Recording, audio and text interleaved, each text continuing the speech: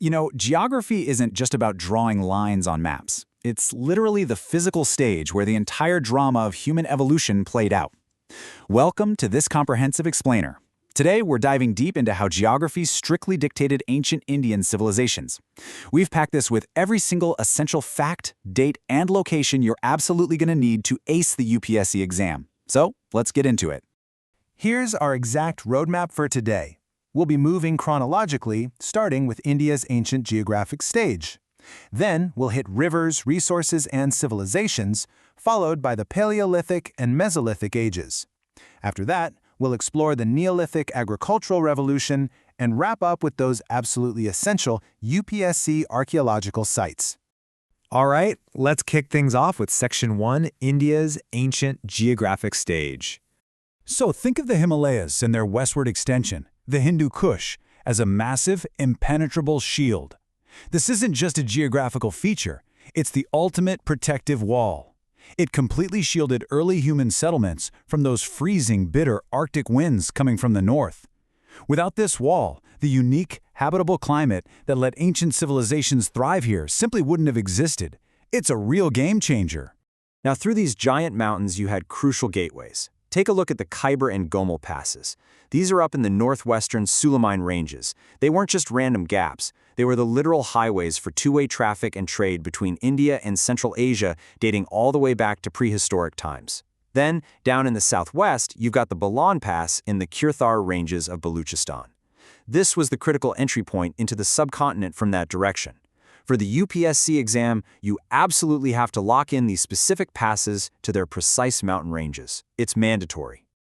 Moving right along to Section 2, Rivers, Resources, and Civilizations. Let's see how water shaped everything. Notice how incredibly tight the link is between specific resources and exact geographic basins. Let's break this down, because this is literally a goldmine for exam facts. The Indus River system, flush with rich copper, specifically from the Khetri mines. Heading east, the Gangetic Basin gave us the most fertile lands, which meant massive agricultural surplus. Now drop south of the Vindhya Mountains into the Deccan Plateau, you've got vast iron ores in Andhra and Karnataka. Those ores actually supported the large lead coins minted later by the Satavahanas. And deep in South India, the Kaveri Delta and Tamil Nadu became the super fertile Chola heartland, while Karnataka was sitting on the legendary Kolar goldfields. Basically, geography dictated wealth. Simple as that. Right within that ultra-fertile Gangetic Basin, specifically the Ganga-Yamuna Doab, we see something really fascinating pop up. It's the copper hoards culture. These ancient folks meticulously buried or stored large copper objects. And here's a super high-yield exam detail you need to remember. This culture is found directly alongside ochre-colored pottery sites. So do yourself a favor and link those two right now in your mind, copper hoards and ochre-colored pottery, right there in the Ganga-Yamuna Doab. I highly recommend taking a mental screenshot of this one. Look at how civilization literally migrated eastward down the river valleys as time went on. You start with the Harappan culture originating in the Indus Valley, then the Vedic culture flourishes and spreads from the Punjab down into the western Gangetic Basin. By the post-Vedic or Iron Age, the center of power shifts again into the middle Gangetic Basin. Later, the glorious Gupta Age takes root even further east in the lower Gangetic Valley and Bengal. Finally, the early medieval period explodes in the Brahmaputra Valley of Assam. It's just a perfect, flowing geographic timeline. All right, let's step back in time for Section 3, the Paleolithic and Mesolithic ages. So here's the exact chronological framing you need. The Old Stone Age, or Paleolithic period, stretches for an unimaginably long time, literally from 500,000 all the way down to 8,000 BC. Then, right around 8,000 BC, we transition into the Middle Stone Age, the Mesolithic. And finally, we hit a massive revolutionary technological leap between roughly 3,000 and 1,800 BC with the New Stone Age. That's the Neolithic period. This direct contrast is so stark, it really highlights the massive leap in human behavior. Back in the Paleolithic, which remember correlates with the Ice Age, humans were strictly hunter-gatherers. They used these rough, unpolished stone tools, absolutely no agriculture, no house building. But fast forward to the Neolithic, the world is completely transformed. People are using beautifully refined, polished stone tools.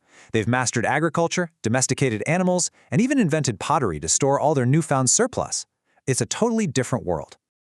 Okay, For the exam, you absolutely must memorize these precise Paleolithic locations. General Ice Age tools were found in South India, the Soan Valley in present-day Pakistan, and Kashmir. Getting into specific timelines, the Chotanagpur Plateau and the Kurnool district in Andhra Pradesh boast tools that are as old as 100,000 BC. Kurnool specifically shows activity between 25,000 and 10,000 BC. But honestly, the most surprising and high-yield fact here is the Balan Valley in Mirzapur, UP.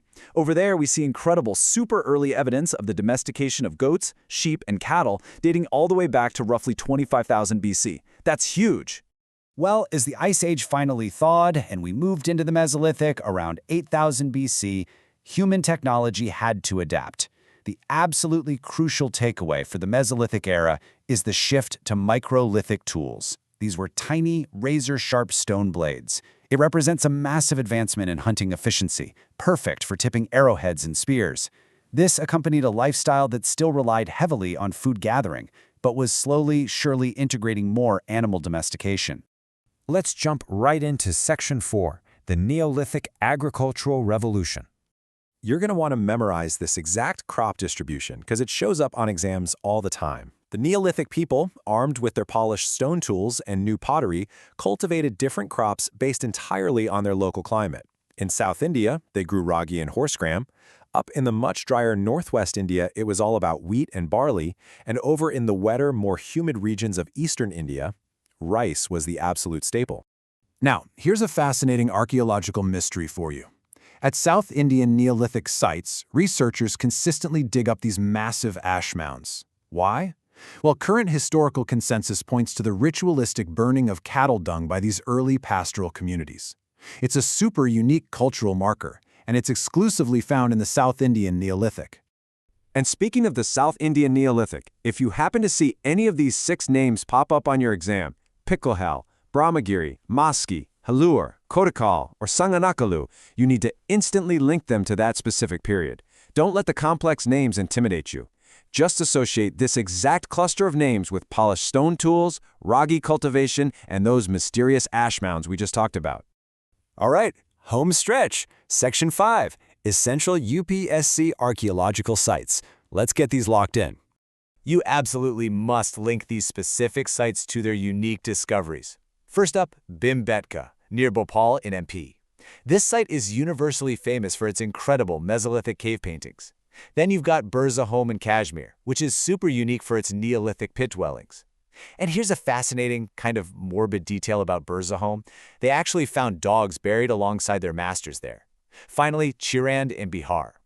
This site really stands out in the archaeological record because of its highly prominent, unique use of bone tools. Our final archaeological anchors are just as critical, so pay attention here. Mehrgarh, located in present-day Baluchistan, Pakistan, is incredibly significant. It is literally recognized as the earliest settled agricultural community in the entire region.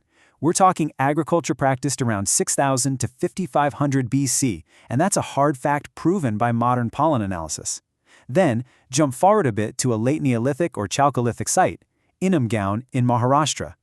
Dating between 1300 and 1000 BC, this site shows immense architectural advancement. They were actually building large 5-room houses back then.